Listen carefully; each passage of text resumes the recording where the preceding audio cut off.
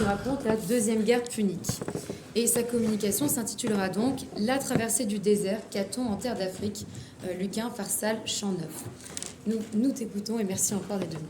Eh bien, merci beaucoup Cassandre, merci beaucoup Marie pour cette invitation. Je vous conseillerais éventuellement de vous rapprocher un peu, parce que ceux qui sont au fond, parce que déjà ma voix porte pas forcément beaucoup, et puis il y aura beaucoup de textes affichés, je n'ai pas d'exemplier, donc n'hésitez pas à avancer pour pouvoir lire au tableau. Je suis très heureuse d'être associée à cette journée de rencontre. Voilà, parce qu'avec les CPGE,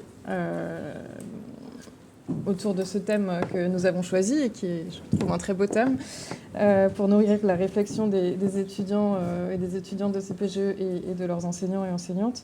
Alors moi, pour ma part, je vais vous entraîner, comme disait Cassandre, dans un voyage à travers mon territoire de prédilection, qui, vous l'aurez compris, est l'Afrique. Et vous verrez que ce voyage ne sera peut-être pas de tout repos, mais ce sont les voyages les plus intéressants, n'est-ce pas ? Alors je succède effectivement à Lisa sur le thème de l'Afrique. Alors elle a déjà exploré un versant de la représentation de l'Afrique chez les Romains, plutôt du côté de l'historiographie.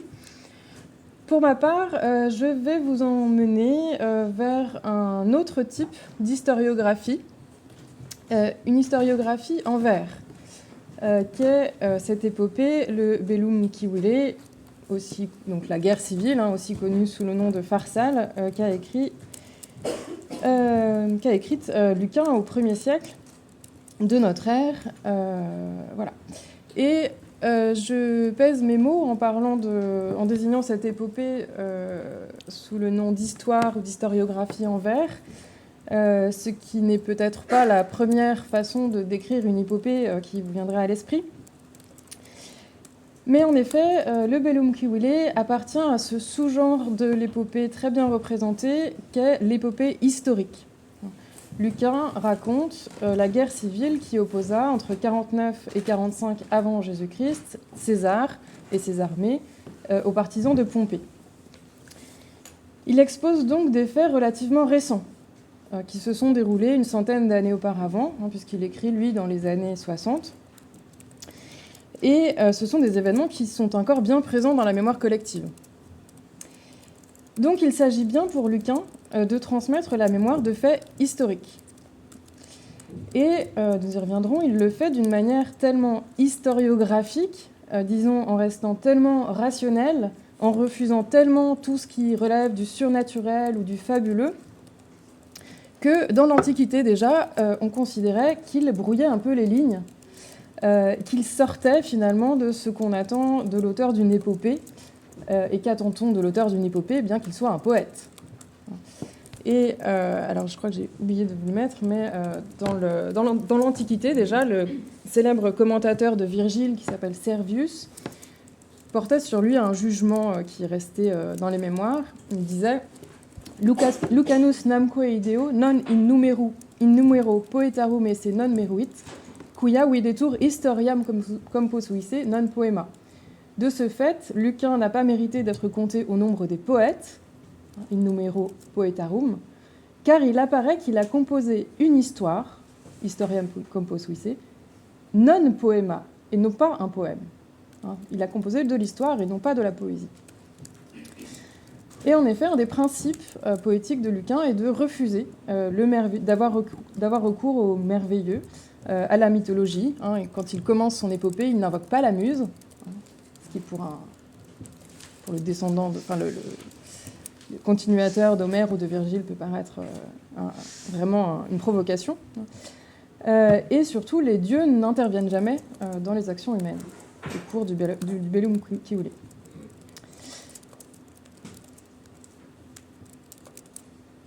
Alors, l'autre aspect qui m'a amené à traiter ce sujet avec vous aujourd'hui, c'est que la guerre civile ou les guerres civiles romaines, contrairement à ce que l'on pourrait penser, sont loin d'être des conflits purement romano-romains, qui se dérouleraient donc uniquement dans l'ici, sans aucun contact avec l'ailleurs. Du fait de l'importance des acteurs en confrontation, César, Pompée, grand militaire, un grand conquérant, qui ont des légions dévouées à eux. C'est toute l'Italie et presque l'ensemble de l'Empire romain, et au-delà, qui se trouvent embarqués en fait, dans le conflit fratricide. Comme théâtre, bien sûr, mais aussi par le jeu des alliances, Pharsale, bien sûr, où se déroule l'affrontement décisif est en Grèce. Et Pompée, vous vous souvenez, est décapité en abordant en Égypte par un sbire du roi Ptolémée, etc. Dans ce contexte, l'Afrique, bien que périphérique par rapport à ce centre que serait Rome, fut le théâtre de plusieurs conflits importants dans la guerre civile par le jeu des alliances. Donc, la Maurétanie, donc la partie... Alors, je vous ai mis une petite carte. Hop, si j'y arrive. Voilà. Voilà, bon, carte trouvée sur Wikipédia, vous me pardonnerez, mais elle me paraît assez bien faite. Donc la Maurétanie, vous voyez, c'est cette partie gauche de l'Afrique du Nord, qui avait à sa tête le roi Bocchus II et qui était allié plutôt de César. Et le royaume de Numidie, qui est la petite partie jaune que vous voyez ici, qui était allié à Pompée. Et les armées romaines s'y sont déplacées et y ont affronté leurs ennemis, qu'ils soient romains ou étrangers. Dès l'année 49, César avait déjà envoyé un de ses lieutenants, le général Curion, qui avait subi une défaite assez peu glorieuse, nous y reviendrons, face aux armées numides. Et après la mort de Pompée, c'est en Afrique que se réfugie la tête de son camp, Caton le Jeune, qui deviendra Caton d'Utique, ville précisément africaine, et Métellus Scipion. On a en tête la bataille décisive de Thapsus en 46, qui signe la victoire de César, ainsi que la prise d'Utique. Je crois que Thapsus est ici, elle est indiquée sur la carte. Ainsi que la prise d'Utique et le suicide de Caton, donc qui lui vaudra ce surnom. Alors, Lucain n'a pas achevé la guerre civile. Il n'a pas achevé son épopée. Il a été contraint au suicide avant la fin. Donc, on ne parvient pas jusqu'à la fin de l'histoire. Cependant, de même que l'expédition de Curion, donc le lieutenant de César, occupe une bonne partie du champ 4 de l'épopée, les 2/3 du livre 9 sont consacrés à l'arrivée de Caton en Afrique et à sa traversée des terres africaines jusqu'à Leptis Magna. Et donc pour aujourd'hui, ce qui m'intéressera, donc, c'est la place toute particulière que l'Afrique, donc une notion dont on essaiera aussi de définir un peu les contours, donc la place toute particulière que cette Afrique tient chez Lucain, aux côtés d'autres ailleurs, bien sûr, puisque c'est le thème de notre journée. Et je me concentrerai donc sur ce champ 9 et sur la figure de Caton, même si nous verrons qu'il nécessairement il entre en résonance avec l'épisode de Curion. Alors, pour qu'on ait un peu une idée de à quoi ressemble... je ne sais pas si on voit bien jusqu'en bas. Voilà, je vous ai mis le plan. Il est un peu coupé, c'est un peu dommage. Le plan de ce champ 9, pour que vous voyez un peu comment il s'organise. Donc, il s'ouvre avec les funérailles de Pompée. Donc là, on n'est pas en Afrique, rien à voir. Mais dès le vers 217, on arrive en Afrique. Caton débarque avec son armée sur les rives africaines. Ensuite, on a le récit donc, des exhortations de Caton qui convainc ses soldats de le suivre. Et ils doivent naviguer dans le golfe des Syrtes, qui est un milieu un peu étrange entre terre et mer. Et à partir du... Pardon, mais ouais, c'est pas très bien fait. Entre le vers 303 et le vers 318, on a un premier excursus, une première digression qui nous décrit ce paysage des Syrtes. Ensuite, une tempête, un deuxième excursus qui nous décrit le lac Triton. Exhortation de Caton, discours, début de la marche, traversée du désert. Première partie, tempête de sable, on y reviendra. Troisième excursus, la géographie de la Libye.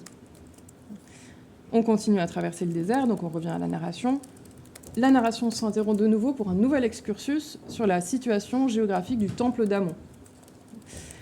Éloge de la Virtus de Caton, on continue à traverser le désert. L'armée romaine tombe sur des serpents qui sont extrêmement nombreux dans ce paysage, on y reviendra. On arrive à la source des serpents, nouvel excursus, le mythe étiologique de méduse qui est dramatiquement accompagnée de cette sonnerie. Puis, nouvel excursus, le catalogue des serpents, tous les serpents que l'on trouve sur cette terre d'Afrique. On revient au récit, 7 scènes d'empoisonnement, toutes plus horribles les unes que les autres. Les soldats sont désespérés, Caton les exhorte au courage. Arrive un peuple autochtones, les Psylles, qui sont spécialisés dans les serpents et qui qui permettent aux Romains de s'en sortir en soignant leurs blessures. Un excursus ethnographique sur ce peuple des Psylles. Et ensuite, c'est la fin de la traversée, arrivée à la Psismagna. Et ensuite, on sort de cet épisode de Caton. Donc pourquoi est-ce que je vous ai mis ce plan ? Pour que vous voyez tout de suite l'importance de ces digressions qui interrompent systématiquement la diégèse. Alors la traversée de Caton est longue. Lucain dit qu'elle dure 2 cycles de lune, c'est-à-dire 2 mois entiers. Et ces excursus sont là aussi pour dilater le temps du récit. Il y a une forme comme ça de dilatation. Ce sont donc soit des descriptions géographiques ou géoethnographiques, soit des descriptions naturalistes, ce catalogue des serpents par exemple. Alors, Lucain avait des sources, des naturalistes, des géographes, alors Pline est postérieur, mais il y avait déjà des écrivains naturalistes avant.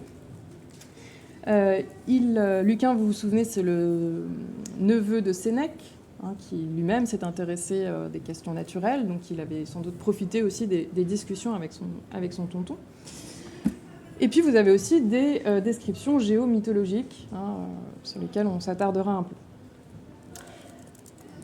Donc vous le voyez, la Terre d'Afrique, ce que contient la Terre d'Afrique, le théâtre, le paysage qu'elle offre, tout ça prend le pas très régulièrement sur la narration. Les personnages romains, leurs actes familiers, tout ça semble étouffé ou en tout cas dépassé par cet espace autre qui prend toute la place. L'Afrique bénéficie dans l'œuvre de Lucain vraiment d'un traitement exceptionnel, un traitement d'exception. Et c'est assez étrange parce que précisément au moment où Lucain écrit, l'Afrique est désormais bien connue des Romains. Toute l'Afrique du Nord, au moment où Lucain écrit, est soumise à Rome depuis le règne de Caligula et l'annexion des derniers royaumes indépendants. Donc tout ce territoire est tenu par la Légion romaine, il y a des gouverneurs romains, et les Romains habitent là-bas. Alors, donc on connaît bien ce territoire-là. Il y a des Africains qui vont lire Lucain. Alors, donc on va leur parler de leur pays, à eux. Et pourtant, nulle part ailleurs dans la guerre civile, dans le Bellum Civile, on a autant de surnaturel. Au point que certains commentateurs ont pensé que c'était un des signes d'inachèvement de l'œuvre et que Lucain, s'il avait pu, serait revenu là-dessus et aurait un peu gommé tout ce fabuleux qu'il avait inscrit. Alors, on va regarder cette Afrique sous 3 aspects. D'abord, en voyant comment c'est une terre qui est décrite comme une terre de contraste, d'extrême. Ensuite, on regardera justement tout le caractère fabuleux, mythologique qui s'y insère. Et ensuite, j'essaierai de vous montrer en quoi cette particularité du territoire permet un discours moral et permet d'élaborer un discours sur ce que c'est qu'être un bon Romain. Ce que c'est qu'être Romain et un bon Romain. Alors, le premier excursus, vous vous souvenez, était consacré à la géographie de la Libye, ce que c'est que la Libye. Alors, la Libye est envisagée comme la 3e partie du monde, tertia pars rerum. Alors, vous voyez, j'ai pas précisé, Lucain utilise le terme Libué et non pas Africa pour désigner cette région. Donc la Libye, c'est aussi le terme grec, c'est un terme qui désigne d'une façon assez vague finalement ce territoire-là. Donc la 3e partie du monde, à côté de l'Europe et de l'Asie. Donc je vous renvoie à la carte qui orne la présentation de cette journée, qui est sur les petites présentations. Donc Lucain dit c'est la 3e partie du monde, très bien. Si l'on veut croire l'ensemble de la tradition, fama, mais il introduit une petite hésitation. Mais si l'on regarde les vents et le ciel, c'est-à-dire le climat, elle sera une partie de l'Europe. Donc une hésitation, vous voyez que déjà le statut de cette région-là est ambivalent, indéterminé, interlope. C'est une hésitation qu'on retrouve chez d'autres auteurs. Lucain n'en est pas l'initiateur. Alors je passe un peu rapidement puisque le temps file. Cette terre, selon Lucain, est composée elle-même de deux parties. Une partie fertile, une partie aride. Donc la partie fertile, c'est une partie tempérée. Donc l'Afrique est proche du soleil, donc c'est une région chaude, mais ce climat est modéré par les vents qui viennent d'Europe. Donc je vous lis la traduction, la partie fertile de la terre de Libye s'étend au couchant, mais même elle n'est arrosée d'aucune source. Elle reçoit des pluies arctiques, donc des pluies qui viennent du nord, grâce à de rares souffles d'Aquilon, et elle restaure ses campagnes grâce à la sérénité des nôtres. Donc l'Italie apporte à l'Afrique la modération. Elle ne se corrompt en aucune ressource. Ni le cuivre ni l'or ne la font fondre. Rien n'offense sa glèbe, sa terre, et sa terre est sans souillure jusqu'au plus profond. La seule richesse du peuple, ce sont les rouvres de Mauritanie. Les rouvres, c'est un arbre. Et ils n'en connaissaient pas l'usage, le peuple. Ils vivaient en bonne intelligence, comices, à l'ombre heureuse du Tuya. Ce sont nos haches qui sont venues dans ce bois qui les ignorait, et nous avons apporté nos festins et nos tables, Ndiadine ici, les tables de nos festins, depuis le bout du monde. En lisant ce texte, vous entendez tout de suite, j'imagine que vous entendez l'écho des représentations de l'âge d'or. C'est un monde dans lequel, avant que les Romains n'y pénètrent, il n'y avait pas d'exploitation de la terre. La terre est qualifiée de pura, de pure, sans artifice. Il n'y a pas de métaux, pas d'outils, pas d'exploitation de la nature. Et cette image d'une terre comme ça inexploitée s'oppose au luxe romain qui est représenté ici par les mensas et poulas mensasque, les festins. Donc on a dans cette première partie fertile un peuple heureux qui vit satisfait de son osmose avec la nature. La nature et l'humanité sont synchrones. Mais nous avons aussi en Afrique une deuxième partie, la partie brûlante, la partie aride. De l'autre côté, toute la côte qui embrasse la Syrte vagabonde, la Syrte errante, étendue sous un jour excessif, nimiodié, dans l'excès, nimius, voisine de l'éther brûlant, consume les récoltes, assassine les fruits de Bacchus sous la poussière, effriable, n'est retenue par aucune racine. De température propice à la vie, point. Et Jupiter ne prend aucun soin de ce qu'il y a sous cette terre. Donc ici, plus question d'âge d'or. Vous voyez, au contraire, Jupiter a déserté cette région-là. C'est une terre qui est abandonnée des dieux, qui sont représentés ici alors par Jupiter à la fin, mais aussi par Bacchus, à travers cette antonomase, les fruits de Bacchus. Bacchum, ici, c'est la vigne, le raisin.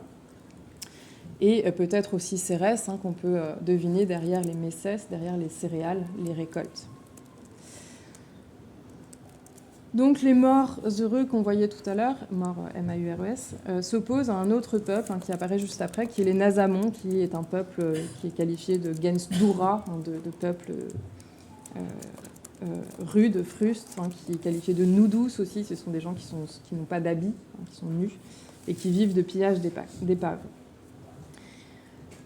Donc cette deuxième partie de l'Afrique, vous voyez, c'est l'Afrique des confins qui apparaît brûlante, torride, peuplée d'habitants inquiétants aux marges de l'humanité. Donc notre Afrique, elle se retrouve comme ça, entre fertilité et aridité, une terre d'extrême, entre l'âge d'or et l'abandon total. Et c'est même une terre où les extrêmes se rejoignent, où les repères s'inversent, et c'est dans la partie brûlée, dans la partie brûlante, que s'aventure Caton avec ses hommes. Et il va être confronté à cette inversion des repères à travers une tempête de sable. Donc c'est par là qu'Acaton, sa vertu inflexible, ordonne d'aller. Alors j'utilise vraiment le mot vertu parce que c'est vraiment la virtus du sage, du sage stoïcien. En cet endroit, donc dans la partie brûlante de la Libye, la jeunesse à l'abri, Sécoura, et ne craignant nulle tempête de vent sur la terre, subit des terreurs, mais tous, aekoreos. Aekoar, c'est le mot poétique pour désigner la mer dans l'épopée. Donc des terreurs marines, des terreurs qui sont semblables à celles que l'on peut vivre sur la mer. Et on a ici donc la description d'une grande tempête de sable. Et alors, cette tempête, qui équivaut évidemment aux tempêtes épiques que vous trouvez dans l'Énéide, par exemple, cette tempête ici est transposée sur la Terre. Et on peut se demander si ce motif de la tempête de sable n'est pas une forme de topos. Alors, on a perdu trop de la littérature latine pour le savoir, mais je vous ai mis comme comparaison un extrait de la guerre de Jugurtha de Sallust, dont Lisa a parlé tout à l'heure, qui narre aussi une tempête de sable. C'est l'épisode des frères Philène. Je ne sais pas si vous avez ça en tête. Donc, c'est une question de frontières. Il y a une équipe qui part de Carthage et une équipe qui part de Cyrénaïque. Et l'idée, c'est qu'on mettra la frontière là où les hommes se rencontreront. Donc chacun a intérêt à aller plus vite que l'autre. Et les hommes de Cyrène, nous dit Sallust, sont arrivés plus tard, peut-être, à cause des tempêtes de sable. Et vous avez aussi cette comparaison. Aut secus atque in mari. Non, exactement de la même manière que ce qui se passe en mer. Donc le sable, ici, transpose cette... voilà. Mais c'est une tempête qui est pire encore qu'une tempête en mer. Donc il y a une forme d'aemulatio, une forme de rivalité entre Lucain et ses prédécesseurs et tous ceux qui ont décrit des tempêtes, que ce soit Homère ou Virgile. Voilà. Je passe un peu rapidement sur cette comparaison homérique qui voulait démontrer cela. Donc en Afrique, on n'a pas d'eau, mais on a du chaud, on a du vent, on a du sable. Et cela brûle et est plus dangereux encore que la mer. Cette tempête occupe quand même 2 pages, 50 vers. C'est une très longue tempête. Et c'est là, en conclusion de cet immense passage où les éléments se déchaînent contre les hommes, que Caton s'illustre par sa patientia, par sa résistance et par son humilité. Puisque précisément, dans cette tempête inversée, ce qui vient à manquer, eh bien, c'est l'eau. Avec la chaleur, avec le vent brûlant, on commence à avoir très soif. Et là où Énée apparaissait, vous vous souvenez, chez Virgile, comme le jouet des éléments, vous avez sans doute cette scène en tête où Énée apparaît vraiment comme un fétu de paille au milieu de la mer. Caton, à l'inverse, va faire montre de toute sa maîtrise de soi. J'y reviendrai. Dans cette terre partagée vont naître une multitude de monstres. Et c'est une terre donc, qui est peuplée de tout un tas d'animaux qui sont eux aussi entre 2 pôles, entre le fabuleux et le naturel, ou plutôt entre le naturel et fabuleux, et vous verrez qu'on y reviendra. Donc la terre a beau être aride, elle est peuplée, et elle est peuplée d'abord par le biais de la légende, qui place dans les temps mythiques des personnages surnaturels, mais une légende qui enfante aussi des êtres, en l'occurrence des animaux, les serpents, qui se retrouvent porter une charge mythique. Et in fine, on découvrira donc que le désert est aussi habité par les Psylles, ce peuple aux confins du monde. La terre d'Afrique est d'emblée présentée comme une terre de mythes. Alors, il y a d'autres apparitions du fabuleux chez Lucain. Vous parlerez peut-être au chant 6 de la scène avec la magicienne Éricto, qui est très connue. Mais ce sont toujours des scènes qui sont circonscrites. Et les grandes digressions mythologiques, celles qui sont vraiment importantes, prennent toute place sur la terre d'Afrique, que ce soit au chant 4 ou au chant 9. Et donc, à mon avis, c'est très révélateur du rôle que Lucain réserve à ce lieu. Il se joue en Afrique des choses qui ne se passent pas ailleurs. Alors, je passe un peu rapidement parce que je n'aurai pas le temps de dire tout ce que j'ai à dire. Le passage le plus frappant, c'est un récit étiologique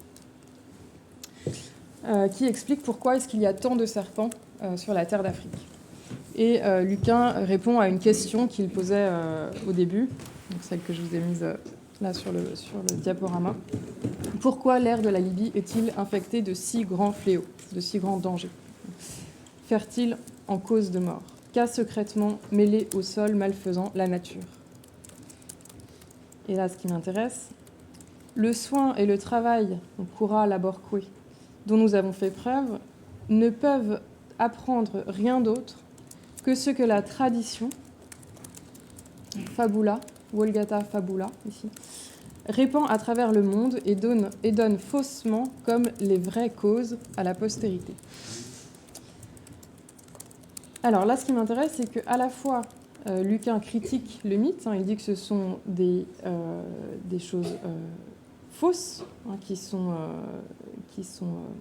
répandues, c'est une fabula, mais en même temps, et que ça les présente pro vera à la place de vraies choses, et en même temps, il avoue son incapacité à raconter autre chose, à donner une autre explication.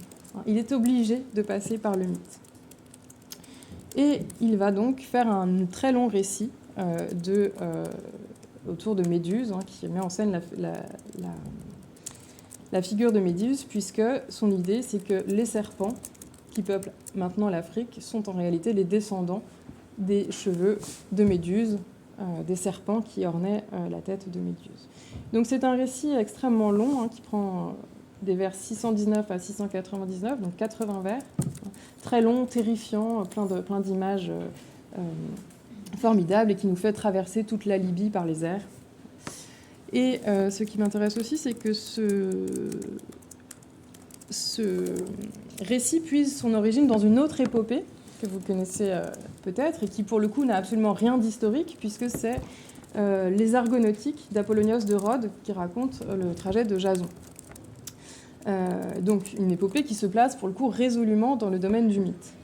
Et dans la compagnie de Jason, un de ses compagnons, le devin Mopsus, meurt, mordu au talon par un serpent. Et Apollonios, en quelques vers, nous explique pourquoi est-ce qu'il y a des serpents à cet endroit-là. Et donc, lorsque Persée, surnommé par sa mère Eurymédon, volait au-dessus de la Libye, portant à Polydecte la tête de Méduse qu'il venait de couper, les gouttes de sang dont la terre fut arrosée formèrent cette espèce de serpent. Donc c'est de la même manière, c'est le sang de Méduse qui donne naissance au serpent. Donc évidemment l'intertextualité est très forte et évidemment Lucain attend de ses lecteurs qu'ils se rappellent ce passage d'Apollonios de Rhodes. Et sa digression sur Méduse apparaît ainsi comme l'augmentation de la poignée de vers qu'on avait chez Apollonios. Et elle prend donc les contours d'un épulion, ce qu'on appelle un épulion, c'est-à-dire une épopée miniature. Et Caton est un Persée, l'équivalent de Persée, mais en mieux, puisque lui, il n'a pas besoin d'une déesse pour savoir comment agir. Et vous remarquerez donc la parenté, donc la fin de l'excursus sur l'histoire de Méduse. On arrive donc cependant de cette terre stérile, de ces sillons qui n'enfantent rien de bon. Cette terre stérile, j'ai une coquille. Donc cette terre stérile, ces sillons qui n'enfantent rien de bon, accueillent le poison dégoûtant de pus de Méduse. Alors vous reconnaissez le style de Lucain, qui aime bien tout ce qui est un peu répugnant. Et les funestes gouttes de rosée de son sang cruel que la chaleur fait grandir et le sable poudreux fait bouillir. Du sang, donc naissent les serpents. Et là, le premier à sortir de sa tête de la poussière, le venin fit lever l'aspic, donc le premier du catalogue des serpents, qui en sommeil au cou gonflé. Donc c'est la transition vers la description des serpents, qui sera pour le coup une description tout à fait naturaliste. Nos serpents sont les équivalents des serpents italiens. Ils sont simplement un peu plus terribles. Et ensuite, donc, il décrit les morts une à une. Chacun apporte une mort différente. Et dans ce contexte, donc, les soldats romains meurent les uns après les autres. Dans certains brûlés, d'autres au contraire desséchés, d'autres s'endorment, d'autres sont brûlés par d'atroces souffrances, bref, chacun a son type de mort. Et au milieu de tout cela, il y a Caton, qui agit, lui, en dux, en vrai général, en vrai chef. Il ne sauve pas, il n'a pas les capacités, il n'est pas un thaumaturge, il n'a pas de dons fabuleux. En revanche, il apporte des forces contre la mort, et il exhorte ses soldats à ne pas craindre la mort, puisque il n'y a rien à craindre de la mort pour un stoïcien. Et ce sont donc les psiles, comme je vous le disais tout à l'heure, qui viendront sauver physiquement les Romains. Pardon, je suis trop longue, j'essaye de terminer un peu rapidement sur ce que, voilà, pour vous montrer ce que je voulais vous montrer in fine. Vous vous souvenez, donc je vous expliquais que l'armée romaine traverse cet espace brûlant et plein de dangers pour rejoindre Leptis Magna, sous la conduite de Caton. Et on comprend maintenant le soin qu'a apporté Lucain à décrire cet ailleurs, puisque plus grande est l'épreuve, évidemment, et plus haute sera la valeur de celui qui la surmonte. Et la virtus de Caton, dans ce cas, est à la fois morale et physique, ou plutôt c'est à travers le concret, à travers l'abstinence physique, le courage face à la soif et à la chaleur, que se déploie la continentia, la maîtrise de soi, toute stoïcienne de Caton. Il y a un premier exemplum, donc qui met en scène, qui illustre vraiment cette continentia de Caton. Donc je vous la lis. Et lorsque la chaleur a distendu l'air que le vent avait tordu et avait vrillé en tourbillon, et que le jour s'est embrasé, leurs membres coulent en sueur, leur bouche se dessèche de soif. Donc c'est un supplice, tout le monde a une petite expérience de ce que c'est que d'avoir très soif. Et là, un soldat trouve un filet d'eau, un minuscule ruisseau, là, et il puise dans son casque un peu d'eau qu'il apporte en hommage à Caton, au chef. Et Caton, au lieu de remercier ce gentil soldat qui, au lieu de boire lui-même, lui a apporté un peu d'eau, l'envoie paître de façon assez rude, et il lui dit « Est-ce moi, dit-il, soldat indigne, dont tu penses que je suis le seul dans cette troupe à manquer de virtus, à manquer de courage? Ai-je l'air à ce point faible, mollis, c'est en fait efféminé, et incapable d'affronter un début de chaleur? Tu mérites bien plus que moi ce châtiment de boire alors que le peuple a soif. » Et il renverse le casque. Donc vous voyez là, il se montre vraiment un dux exemplaire. Il ne se fait pas passer avant les hommes. Il fait preuve de résistance face aux épreuves physiques. Ce qui est intéressant, c'est que c'est une anecdote qu'on retrouve chez Plutarque, attribuée à Alexandre le Grand. Donc il y a une filiation comme ça entre les grands hommes. Donc Lucain a créé cet espace particulier pour que puisse se déployer l'héroïsme de Caton. Et au vers 587 à 604, on a la reprise de ce motif de la soif. Et c'est là que Lucain place l'éloge de Caton, et je vous le lis rapidement parce qu'il est long mais important. Donc lui, Caton, dans sa main, il porte les javelots, il marche devant les bouches des soldats haletants, il montre l'endurance face aux épreuves. Il ne l'ordonne pas, il ne la commande pas, la virtus. C'est son exemplarité qui joue le rôle de commandement. Il ne se fait pas transporter orgueilleusement sur les épaules de quiconque, ni sur un char. Il est extrêmement avare de son sommeil. Il est le dernier à boire de l'eau, pour laquelle, quand on a enfin trouvé une source, la jeunesse assoiffée est obligée de se battre. Et il reste debout tant qu'un valet boit. Donc il attend que même le plus infime de ses compagnons, le moins est bu pour boire. Donc continentia, humilitas, les deux grandes vertus de Caton. Si c'est aux vrais hommes, je passe un peu. Et la partie qui m'intéresse davantage, si j'y arrive, hop.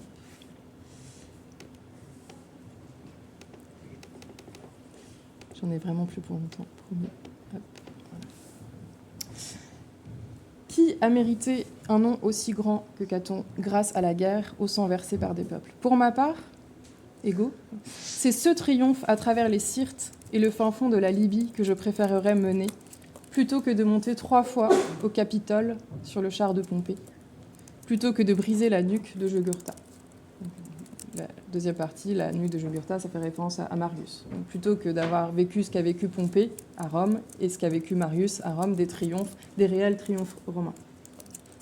Le voici, Caton, le vrai père de la patrie, le plus digne de tes autels, Rome, etc., etc., dont, si quelques jours tu te tiens la nuque libre, comprenez si les tyrans ne sont plus là, aujourd'hui, demain, tu feras un dieu, Deus.